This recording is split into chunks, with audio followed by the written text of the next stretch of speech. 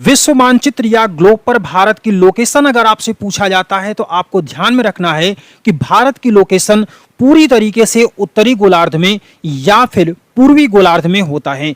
बात करें अगर इसके अक्षांशीय और देशांतरी विस्तार की तो मानचित्र के साथ साथ आप यहां पर भी इस बात को देख सकते हैं कि संपूर्ण भारत के अगर हम लोग अक्षांशीय विस्तार की बात करते हैं तो 6 डिग्री 4 मिनट उत्तरी अक्षांश से 37 डिग्री 6 मिनट उत्तरी अक्षांश के बीच में है और मुख्य भूमि की बात करेंगे तो 8 डिग्री 4 मिनट उत्तरी अक्षांश से 37 डिग्री 6 मिनट उत्तरी अक्षांश तक होता है। और इसके अलावा अगर देशांतरी विस्तार की बात करते हैं तो 68 डिग्री 7 मिनट पूर्वी देशांतर से लेकर के 97 डिग्री 25 मिनट पूर्वी देशांतर तक हमारे भारत का विस्तार पाया जाता है।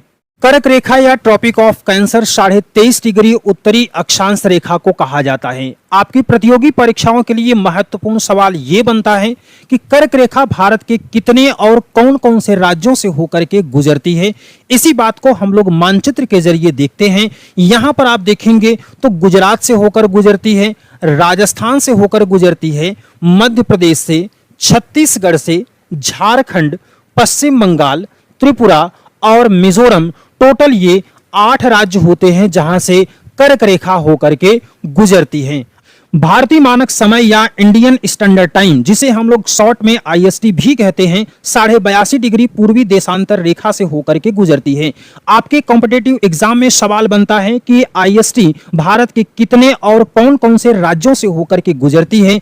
इसी बात को हम लोग मानचित्र पर यहां देख सकते हैं कि भारत की मानक समय रेखा उत्तर प्रदेश, मध्य प्रदेश, छत्तीसगढ़, ओडिशा और आंध्र प्रदेश से होकर के गुजरती है, यानी कि कुल 5 राज्यों से होकर के गुजरती है। इसके अलावा कुछ महत्वपूर्ण बात यह है कि ये इलाहाबाद, वर्तमान नाम प्रयागराज या मिर्जापुर आदि स्थानों से होकर के गुजरती है। भारत का मानक समय जो है वो GMT से 5 घंटा 30 मिनट आगे है और भारत के सबसे पूर्वी और पश्चिमी छोर पर 2 घंटे का अंतराल पाया जाता है। साल 2020 के बाद दादरा नगर हवेली और दमन दीव के एकीकरण के बाद भारत में कुल 8 केंद्र शासित प्रदेश हैं और उन 8 केंद्र शासित प्रदेशों में पुडुचेरी एक ऐसा भारत का केंद्र शासित प्रदेश है जो कि भारत के 3 राज्यों में और 4 स्थानों पर मौजूद है।